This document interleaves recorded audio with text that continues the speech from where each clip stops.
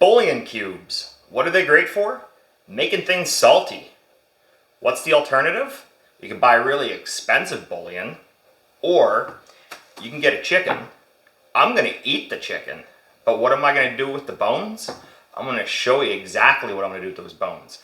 I'm Executive Chef James McKennis, and welcome to my kitchen. So I'm starting out with some garlic. We're going to take the tops off, wrap it in tin foil, and then season it. And the reason that I want to put garlic in here is I didn't want to keep it neutral. Some people would say you should make something like this, like a beef broth or a sauce, neutral so you can use it in a variety of things. But what I like to do is once you've established your flavor profile, the way you like to cook things, then I like to incorporate things like that everywhere. So that way you're always getting what you like. So I got the garlic off the side of my pan, and now I'm getting my mirepoix, which is onion, carrot, and celery. I'm putting that down on the pan as a bed for the chicken bones to rest in. And we're just going to chop it up to a medium size. Everything's going to roast in the oven for about an hour and then simmer together for about 3 hours. So if you make it too small, it's going to just, it won't stand up to the simmering process. So for the chicken, obviously here we're concerned with getting the as much meat off of it as we can because we're going to use that somewhere else. But our goal here today is to make good homemade chicken bouillon. So we are breaking the chicken apart and taking the meat off so we can use it elsewhere, like I just said.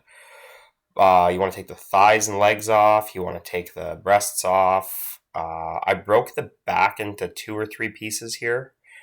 3. That way it would just fit in the pan a little better. You can also go a step further and take the bones out of the thighs if you want. And the wings. So that went into the oven for about an hour, and I'm going to transfer it all into my pot now. I'm going to set the garlic off to the side. I'm going to use that in the next phase. But for now, we're just going to scrape everything into the pot. Then we're going to deglaze with some white wine. My wife walked in halfway through this and said, "Oh no, what are you doing with my good wine?" And I started laughing, saying, "Good wine and $10 wine don't belong in the same sentence, babe." So, anyways,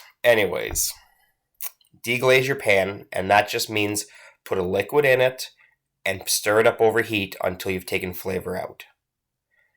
I've added the other half of the bottle of wine. We did end up drinking it with dinner. It was fine.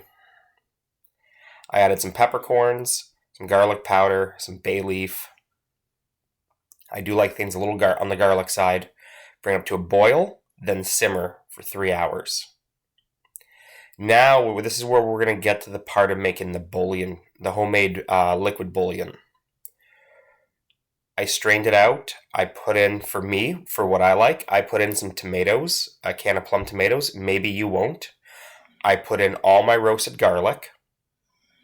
Then we're also going to add in some vegetables that I had in the house, some more carrots. You don't really want to use the mirepoix ones. I guess you could, but I wouldn't want the celery. It gets a little stringy. And I added some fresh onions.